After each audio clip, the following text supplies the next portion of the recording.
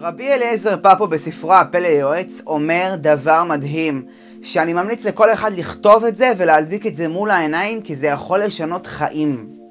הוא אומר בספרו, ואני מצטט: מי שהוא בר דעת לא ימצא מקום להתעכב על שום דבר בעולם.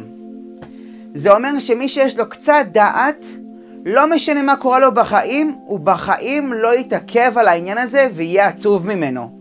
ואני ממשיך את הציטוט: כי לא ימנע להיות עצוב אלא על אחת מהשתיים, או על דבר שיש לו תקנה, או על דבר שאין לו תקנה. כמה חוכמה יש במשפט הזה.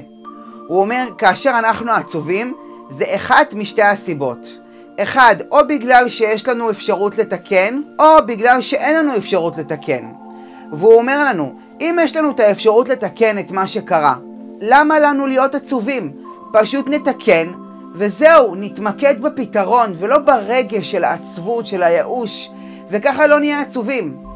והוא אומר, אם אין לנו אפשרות לתקן, אז למה לנו להיות עצובים? מה זה יועיל אם נהיה עצובים? הרי שום בן אדם בעולם לא קיבל את מה שהוא רצה בגלל שהוא נהיה עצוב, בגלל שהוא התמרמר. אם אין לנו אפשרות לתקן, פשוט נגיד לבורא עולם, הכל לטובה, תודה השם, ונמשיך הלאה בחיים, ונתפלל לטוב. הכל לטובה, אין רע יורד מן השמיים.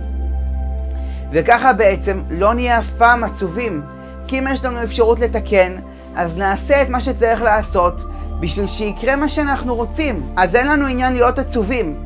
כי אם אנחנו יכולים לתקן, נתקן, ואם לא, אז פשוט נשליך על השם ונגיד לו תודה, והכל לטובה. ודוד המלך הוא הוכחה יפה ודוגמה נפלאה לכך. כשבנו מת, הוא אמר, ואני מצטט, ערכו לי שולחן ושימו לחם. מיד כשנפטר בנו, הוא ישר ציווה על העבדים שלו שערכו לו שולחן עם לחם שהוא יוכל לאכול. והם ישר שאלו אותו, דוד המלך, עד עכשיו אתה בכית והיית בצער, ודווקא עכשיו שהבן שלך נפטר, אתה ישר אומר לנו לערוך לך שולחן? איפה ההיגיון פה?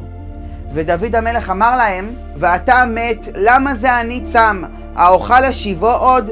אני הולך אליו והוא לא ישוב אליי. זאת אומרת שדוד המלך אמר להם, שלא משנה מה אני אעשה, הוא כבר מת.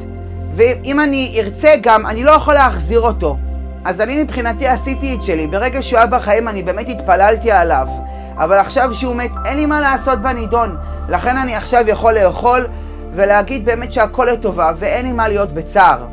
תראו מה זה, דוד המלך, הבן שלו מת. אמר, עכשיו אני יכול להיות בשגרה ולהמשיך הלאה בחיים, כי לא יעזור לי להיות בצער.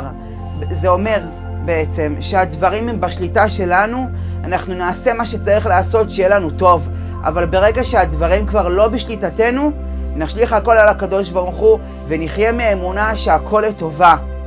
אנחנו רואים רק חלק קטן מהתמונה, חלק קטן מהחיים ומהתיקון שלנו. בורא עולם יודע באמת מה טוב לכל אחד מאיתנו. לכן נשליך על השם והוא יסדר את כל העניינים.